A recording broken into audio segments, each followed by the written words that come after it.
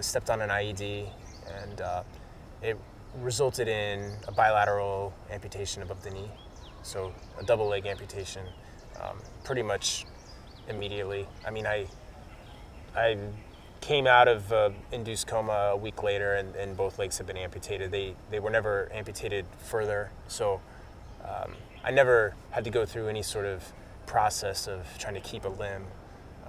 I was just, this is what I had, and from that point forward, it was a matter of trying to make sure that there were no infections, but then get ready for physical therapy, because that's where the rubber will meet the road, to see what kind of life I could still have. So I put all my effort into physical therapy for 2 years. I drove over a pressure plate in our vehicle, and the IED went off directly below my right foot.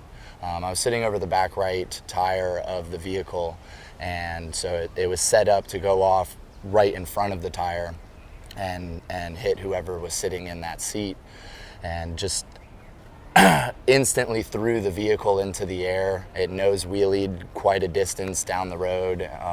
The rear axle of the vehicle got completely separated, and I mean, it was just a mess inside. And I remember thinking back during the explosion, like actually how cool it kind of is that things really do go in slow-mo, like in the movies when you're in an explosion. It all just kind of just, I felt like time was almost standing still, and when we crashed back down to the ground, everything went back to real time, and I was like, holy crap, that was an amazing ride. Like at this point, I didn't even realize I was injured yet.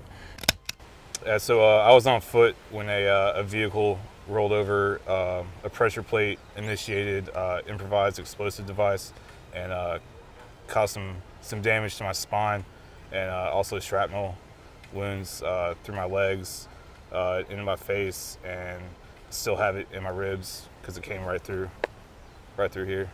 So you set off metal detectors? I do. It's fun. We flew Nate out from the East Coast, and we surfed with him for a long weekend, going through different designs of our adaptive boards. But without further ado, this is Nate's board, and just to,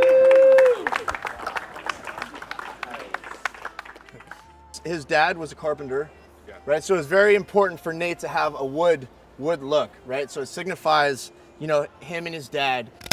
Case in the board would be more beneficial to him. We moved the fins up in the board just to get more response out of it. Some of the other things we did was we thinned the rails out to also give the board a little bit more response, so it'll kind of perform a little bit better for him when he's riding it. Nate will not only be able to ride this board prone, but he'll also be able to get to his knees and ride it that way. We have inserts installed, so we can put handles on the board for Nate if he would prefer, and then we can add traction if he would like to have something under his knees when he's on the board.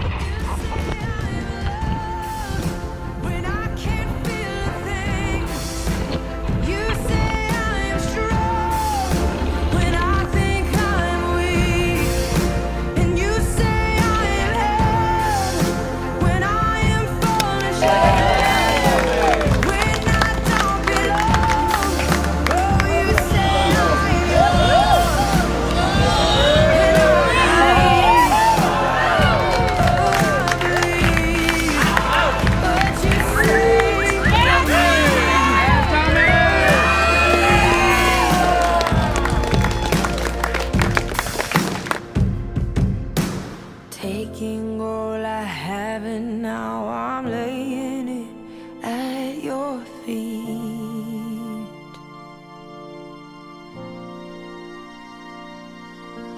You'll have every failure, God. You'll have every victory.